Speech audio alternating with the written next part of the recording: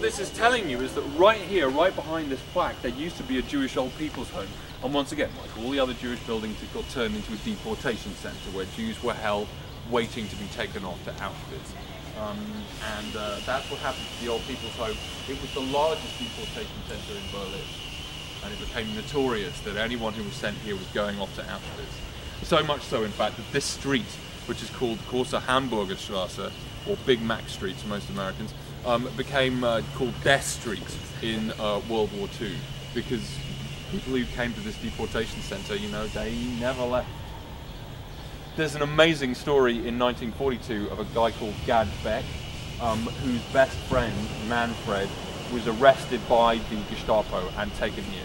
And Gad Beck was only about like 19, 20, and so was his friend Manfred. Manfred got arrested by the Gestapo and taken here with his whole family. And Gad Beck was absolutely desperate because he knew that his friend was going to be taken off to Auschwitz. And so he thought up a plan. Gad Beck was Jewish as well, but that didn't stop him going around to his neighbour and saying to his neighbour, "Your son's in the Hitler Youth, isn't he?" And the neighbour goes, "Yeah. Well, can I borrow your son's Hitler Youth uniform?" The guy says, "Well, I don't see why not." So this Jewish boy dresses up in a Hitler Youth uniform, comes around to this Gestapo headquarters. This guy's got serious balls. And he says to the guy, the Gestapo guy behind the desk, "Right, well, I hear you've got the notorious criminal Manfred Levine here."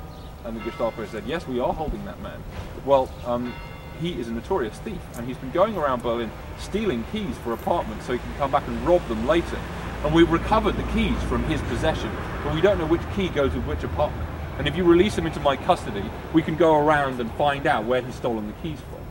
And so the Gestapo guy, who's not too bright, let's face it, a lot of them weren't, goes, "Yeah, okay, yeah." And they release Manfred Levine into the custody of Gad Beck. He kind of takes him out around the corner and goes, "Right, you know, I've busted you out. You owe me a beer." So that is a fair exchange, you know, saved from Auschwitz, buy him a beer. It's the very least you can do. And Manfred says, "Well, you know, look, I can't go with you. I've got to turn around and go back."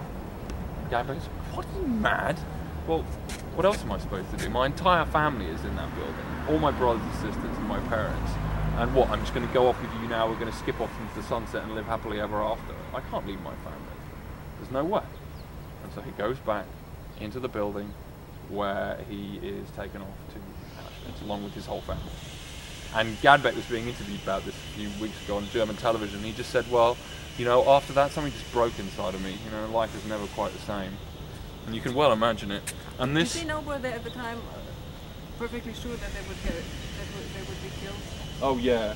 Yeah. I mean, it's funny because it's very hard to actually say, yeah, well, Berliners knew and every German knew that any Jew taken to this building would be taken off to Auschwitz.